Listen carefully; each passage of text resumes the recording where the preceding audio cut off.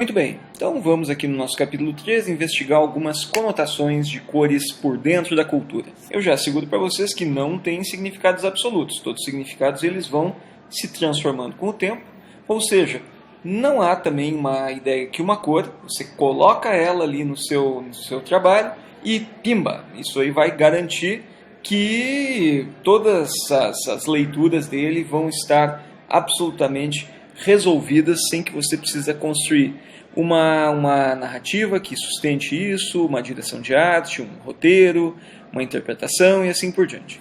Como a cor opera no significado não verbal, como vimos antes, justamente ela vai estar operando como um acessório. Ela vai ajudar a você criar o clima, mas ela não ganha a partida sozinha.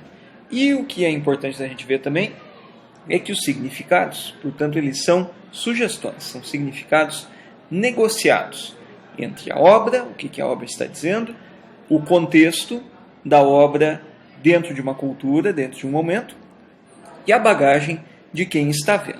Por exemplo, um cartão vermelho, certo? Um grande cartão vermelho toma a tela nesse momento. O que significa um grande cartão vermelho? Seria um momento de alguém ser expulso? Seria uma propaganda de um dos times do Estado? O que significa isso? Seria uma alusão aos primeiros 30 segundos do Laranja Mecânica, onde antes de aparecer na primeira cartela ali com os nomes, você tem a trilha do Wendy Carlos e você tem aí toda uma cartela vermelha? Bem, são vários significados, são várias conotações, inclusive históricas no cinema e culturais, que elas podem estar vinculadas a isso aqui. O vermelho, de uma certa maneira, é a cor do sangue, que num fotograma do filme A Morte do Demônio, parte 2, Uma Noite Alucinante, um filme divertidíssimo. Vermelho, tradicionalmente, também era associado ao planeta Marte, por conta lá dos metais ferrosos que estão na superfície. Mas, vermelho aí significa exatamente o que? Se você coloca um vermelhinho no seu filme, né? Você lá dá uma pintadinha de vermelho nessas cenas aí. A gente pode observar que esse significado flutuante, esse significado rico do vermelho, ele vai ser condicionado a uma circunstância cultural e ele vai ser interpretado de acordo com o que a narrativa propõe. Se você estiver fazendo um episódio de Grenal é Grenal, possivelmente o vermelho vai estar relacionado ao time de futebol. Se você estiver fazendo algo com alguma conotação mais sensual, o vermelho possivelmente ganhará uma conotação mais para o lado da sexualidade. Se você estiver fazendo uma história mais para o lado da violência, o vermelho talvez sinalize alguma situação de violência física. Conotações e cultura, a gente precisa estar atento. Existem alguns significados que eles permanecem constantes, mas eles na verdade vão se atualizando à medida que a gente vai avançando pelo tempo e pelas regiões da cultura. Vamos começar, depois daquela exposição rápida das conotações do vermelho, vamos voltar ao vermelho daqui a pouco. Verde, temos aqui um verdão olhando para vocês. O que quer dizer verde? De onde é que vem afinal? Né? Se a gente vai observar, verde, na sua raiz, ele vem da natureza, ele vem da clorofila. As plantas têm lá esse componente químico, isso ajuda na fotossíntese, e quando a luz do sol bate, bem, fica verde. Então, natureza, tradicionalmente, tem a ver com o tom verde. Porém, como já brincamos antes, se você substituir a cor do sangue por um sangue verde, aí é um marcador que a natureza daquele personagem é ameaçador. Ele não é humano, pessoal. Podem ter certeza. E observem, isso até se reporta às conotações naquela brincadeira infantil. É animal, vegetal ou mineral? Brincando de 20 perguntas. Ora, a diferença entre animal e vegetal, na sua mais simples raiz, está na clorofila. Então se troca aí o elemento sangue verde da planta pelo sangue humano, ou vice-versa, você tem aí alguma coisa perigosa. Se esse verde estiver aí muito luminoso e muito saturado, ele possivelmente vai identificar uma forma de energia. Também isso aí se reporta às descobertas dos metais de radiativos, os compostos radiativos no início do século XX.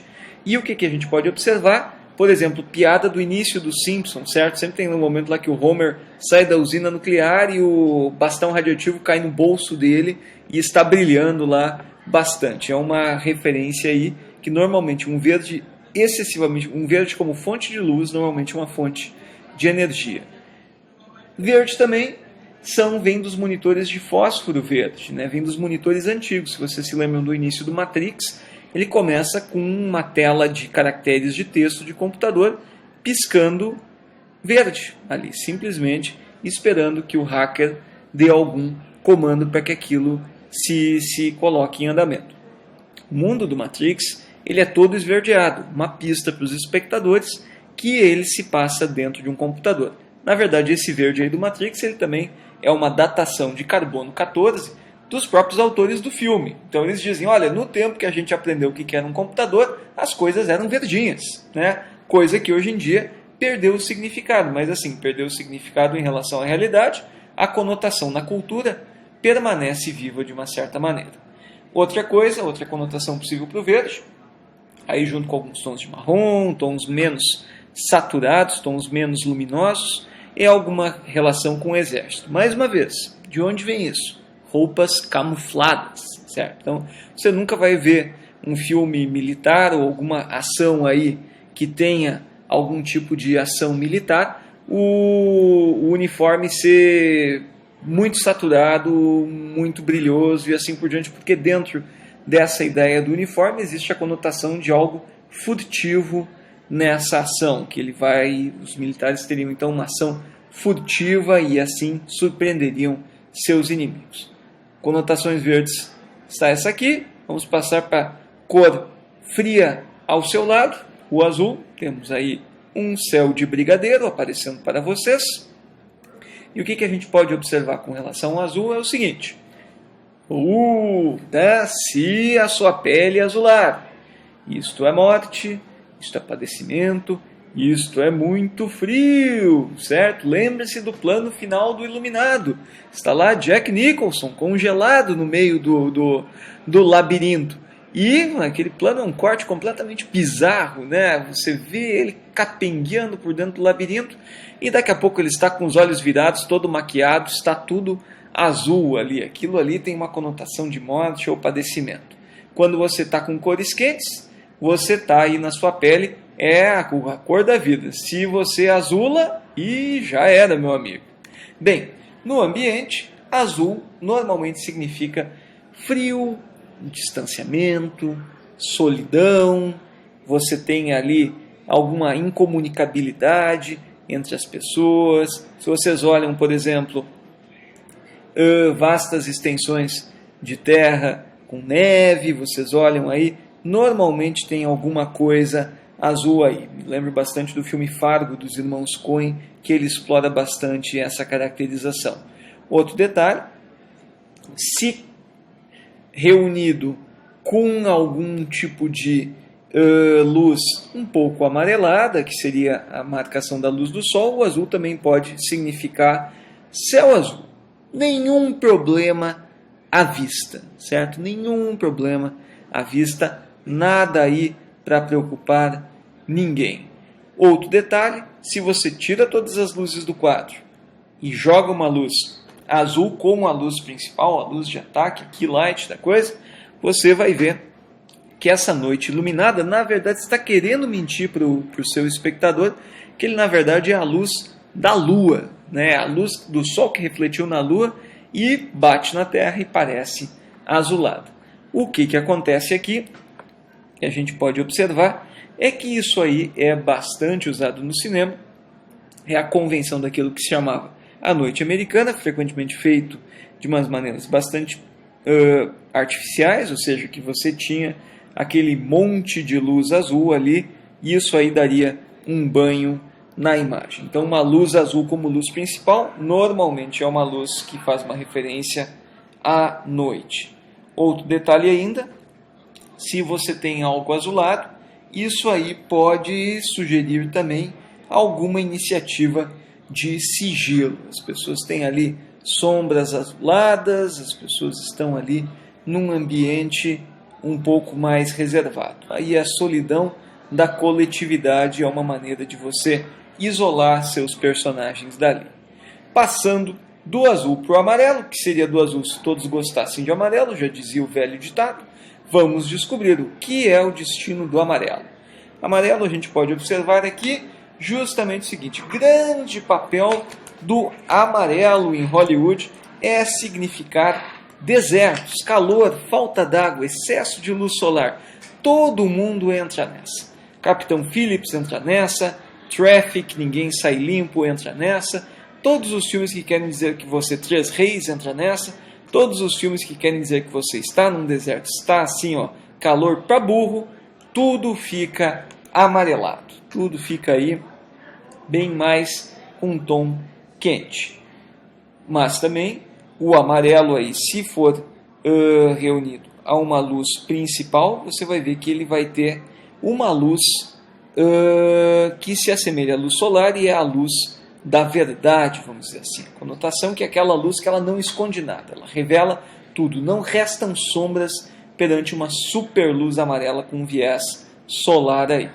Outro detalhe, se esse amarelo ficar um pouco menos saturado, mais ou menos como está esse tom aqui na cartela agora, o tom de fundo, o que a gente vai ver é que esse amarelo ele normalmente vai ter uma evocação de um flashback. Isso aí entrou para a gramática de forma tão presente que qualquer programa vagabundo de TV, quando quer mostrar o passado, coloca um tom ocre ou sépia na imagem, que são basicamente amarelos um pouquinho avermelhados e com menos saturação, e quando é o presente volta para as cores normais. Então você tem aí justamente isso aí o que? É uma referência de processos fotográficos antigos. Quando você tinha as viragens fotográficas ou quando você tinha a deterioração de um registro fotográfico, isso aí ganhava um tom levemente amarelado ou marronzinho. Virou aí, ou o papel também amarela com o passar do tempo. Virou aí um registro de algo envelhecido, especialmente cimento saturado. Como está colocado ali, os tons mais escuros, bege, sépia, todos esses aí operam nesse registro.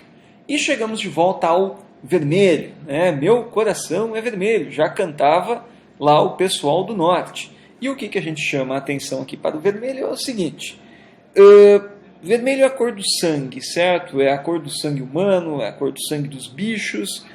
Aquilo que é vermelho não é à toa que a capa do Superman é vermelha, por exemplo. Ou seja, é onde está a energia, né? Você não tem o Superman com uma capa cinza, né? Você tem ali uma capa que ela exala, ela exalta a energia do personagem. Então, uma conotação, uma marcação de vermelho justamente vai sugerir algum tipo de intensidade emocional nisso, né? Seja para o lado da excitação sexual, excitação da violência, excitação de que tudo pode acontecer a qualquer momento, você vai ver que justamente nesse sentido desse ímpeto vai aparecer vermelho nessa tintura aí dos planos.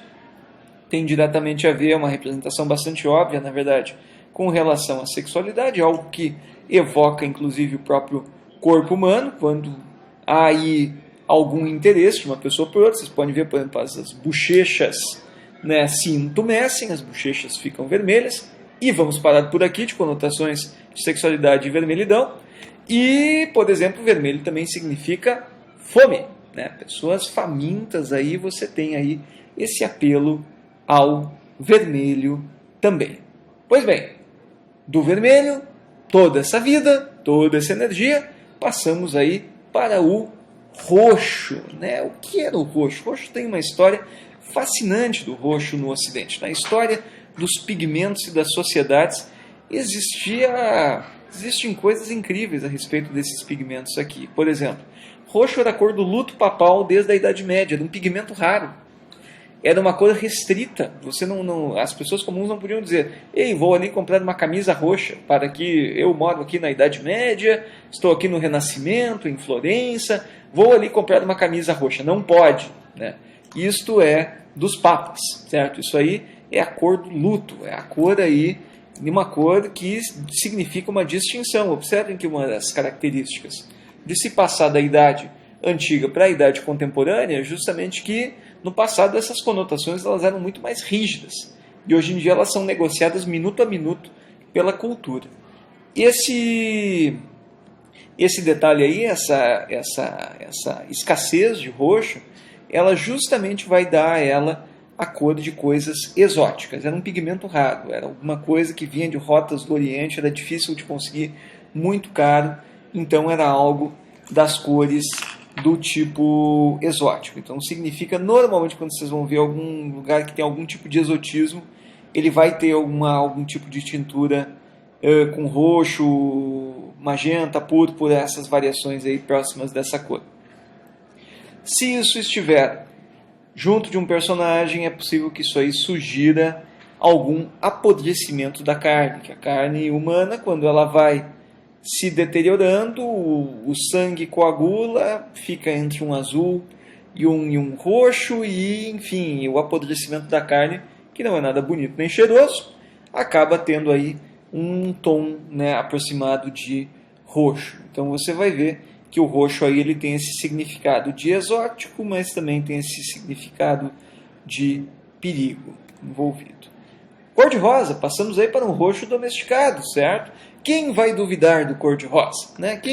Quem teria algo a dizer contra o cor-de-rosa? A gente pode observar, não provoque, a cor-de-rosa choque, já cantava Rita Lee na abertura do TV Mulher. Então o que a gente pode dizer? Primeiro do roxo, do rosa, ele está condicionado no contemporâneo a coisas meigas e mimosas, né? Por excelência, é a cor que foi associada a características femininas, em especial à infância e à juventude. Isso também é uma construção cultural, certo? Construção cultural, existem estudos de história cultural das cores, que dizem que o rosa ele já esteve com os meninos e o azul estava com as meninas, em algum momento troca, mas o fato é o seguinte, olhem numa loja infantil, de roupa infantil hoje em dia, vocês vão ver a marcação de gêneros bem marcado de um lado para o outro.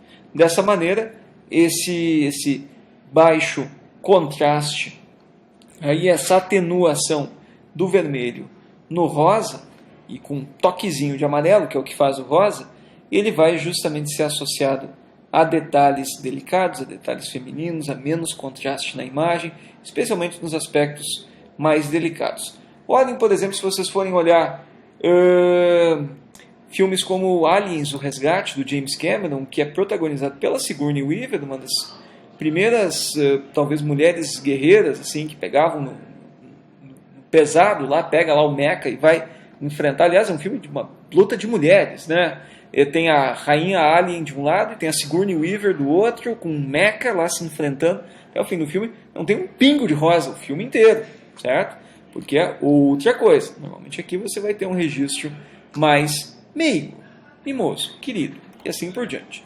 Ou também você vai ter aquilo que eu chamo do fator Penélope Charmosa, que no mercado contemporâneo essencialmente tem a ver com uma releitura de todos os símbolos infantis como um fator identitário feminino mesmo para públicos mais velhos, certo? Então, vamos em frente. Prateado, né? Passamos aí. Prateado é uma cor difícil de representar, porque ela, essencialmente, ela não é branco, não é preto, ela defende basicamente como é que você vai ter uma reflexão da luz, para você criar a sensação de prateado no vidro, né? Na tela. Essencialmente, prateado aqui, seja no Surfista Prateado, que é um alienígena, seja no Terminator, que é um robô assassino, você vai ter o prateado associado com coisas preocupantes.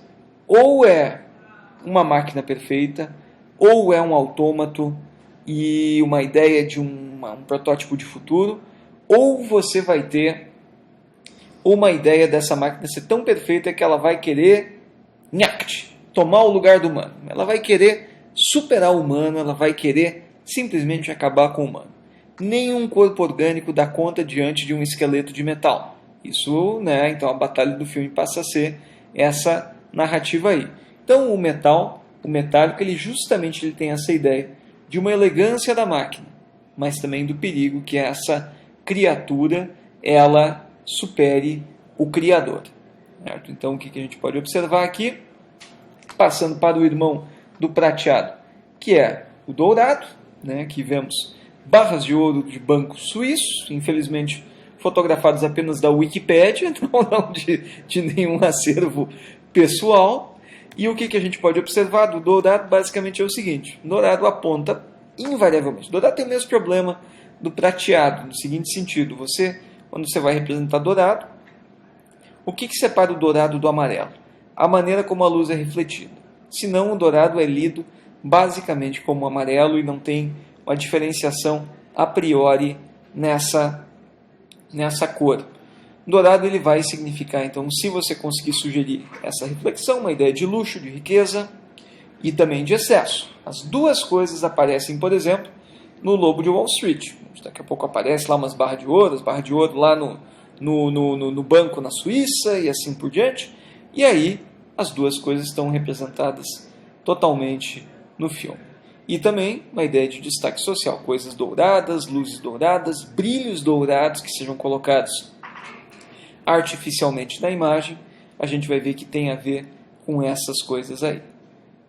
Uma não cor, agora, branco. Branco não é cor, branco é saturação zero, matiz no centro e luminosidade a 100. Branco não é cor, né? Branco é ausência de cor. Vocês devem ter visto isso com a professora Luciana. Conotações do branco. Muitas vezes são entendidos como limpeza, pureza, a roupa que não tem nenhuma mancha, né? A obsessão de todas as propagandas de sabão em pó, a roupa que não é manchada. Você tem aí uma ideia também de paz, silêncio, neutralidade. Lembre-se do fim do 2001, Odisseia no Espaço, quando ele vai atrás do corpo do astronauta que o Hall matou, e de repente o nosso astronauta sobrevivente, ele chega naquela espécie de hotel intergaláctico, depois de passar por todas as cores completamente torcidas nos matizes que o Kubrick coloca naquelas imagens fotográficas, para sinalizar justamente o estranhamento, está entrando em outra dimensão. Chegamos naquele hotel cuja luz não é amarela, não estamos mais vendo o sol, é uma luz branca, quase fluorescente, e nesse sentido tem uma sensação de neutralidade, de paz e principalmente de não perturbação ali. Outro detalhe, branco também tem ali essas conotações que alguma coisa está faltando, né? Seja como medo ou como promessa. E a ideia de imaculado, né? Alguma coisa que não foi tocado ainda, especialmente se for uma folha, uma roupa ou alguma coisa assim. Algum personagem que esteja ainda ingênuo, alheio de tanta vilania que há no mundo, possivelmente ele vai ter um contraluz mais clarinho do que outros, né? Um contraluz mais luminoso e sem nenhum matiz aí pegando, certo? Porque é, afinal de contas, o contraluz da ingenuidade. Bem, passamos do branco para o preto. Luminosidade a 100, passamos para a luminosidade a 0. Né? E aí nós vemos que o preto tem outras conotações. Né? Vazio, silêncio absoluto, você tem nenhum tipo de representação ali. Você tem uma ideia de elegância modernista. Você tem também uma ideia de concentrar sua atenção para aquilo que é necessário. Ou seja, para você focar a atenção naquilo que é o principal de uma mensagem e não chamar a atenção, não desviar a atenção para absolutamente nada. Planos que trabalhem com uma luz muito dura entre o claro e o escuro, normalmente vão usar o preto com essa estratégia. E também, frequentemente, se alguém está tendo aí muitas sombras, né, se um personagem está perseguido por muitas sombras, normalmente isso aí vai sugerir sono, desmaio, morte e assim por diante. Pois bem, isso aqui é um panorama básico de várias cores e suas conotações. No nosso capítulo 4, que vem a seguir, então, a gente vai ver como é que essas conotações efetivamente se misturam, porque elas dificilmente aparecem sozinhas. Fiquem conosco.